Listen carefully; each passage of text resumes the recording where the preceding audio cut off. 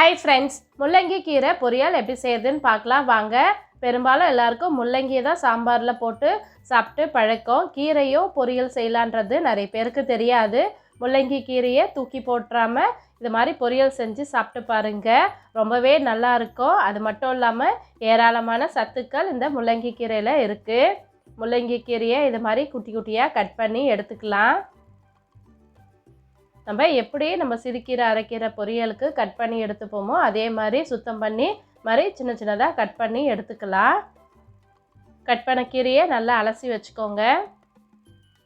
இப்போது கடாயில் கொஞ்சமாக எண்ணெய் சேர்த்துக்கலாம். எண்ணெய் சூடானதோ கடுகு சேர்த்து பொரிய விட்டுடலாம். கூடவே 2 வரமிளகாய் சேர்த்துக்கலாம்.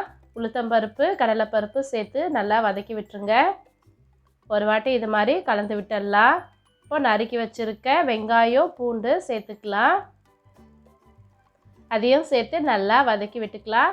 நம்ம இந்த கீரை பொரியலுக்கு தண்ணி ஊற்றி வேக வைக்க போகிறது இல்லை. அதனால் வெங்காயத்தை நல்லா வதக்கி விட்டுக்கலாம். வெங்காயம் நல்லா வதங்கி வந்ததுக்கப்புறம் நம்ம க்ளீன் பண்ணி வச்சுருக்க கீரையை சேர்த்துக்கலாம். இப்போ நல்லா தண்ணியை வடிச்சிட்டு சேர்த்துக்கோங்க.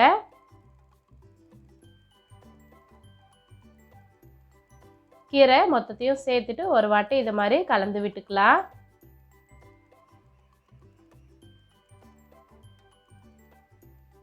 கீரையை கலந்து விட்டு மூடி போட்டு வேக வச்சுக்கலாம்.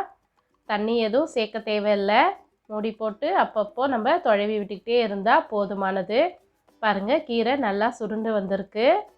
திரும்பவும் நல்லா தொழவி விட்டுட்டு மூடி போட்டு வச்சுக்கலாம்.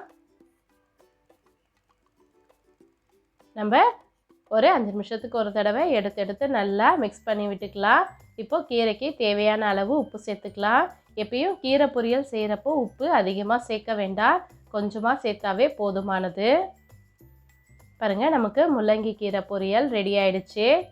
இந்த முள்ளங்கி கீரையில் நிறைய நன்மைகள் இருக்குது.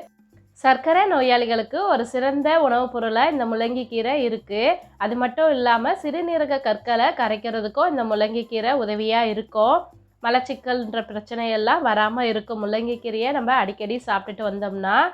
இப்போது கீரை நல்லா வெந்து வந்ததுக்கப்புறம் நம்ம 1/4 மூடி அளவு தேங்காவை துருவி சேர்த்துக்கலாம். தேங்காய் சேர்த்து செய்கிறப்போ கீரை ரொம்பவே டேஸ்ட்டாக இருக்கும். பாருங்கள், ஒரு வாட்டி இது மாதிரி நல்லா மிக்ஸ் பண்ணி விட்டுக்கலாம். சூப்பரான டேஸ்டியான அதே சமயம் ஹெல்த்தியான முள்ளங்கி கீரை பொரியல் ரெடி ஆயிடுச்சு. நீங்களும் இந்த முள்ளங்கி கீரை பொரியலை உங்கள் வீட்டில் ட்ரை பண்ணி பார்த்துட்டு எப்படி இருக்குன்னு கமெண்ட்டில் சொல்லுங்கள். இந்த வீடியோ உங்களுக்கு பிடிச்சிருந்தா லைக் பண்ணுங்கள், ஷேர் பண்ணுங்கள், கமெண்ட் பண்ணுங்கள், மறக்காமல் சப்ஸ்கிரைப் பண்ணுங்கள். Bye bye, thank you.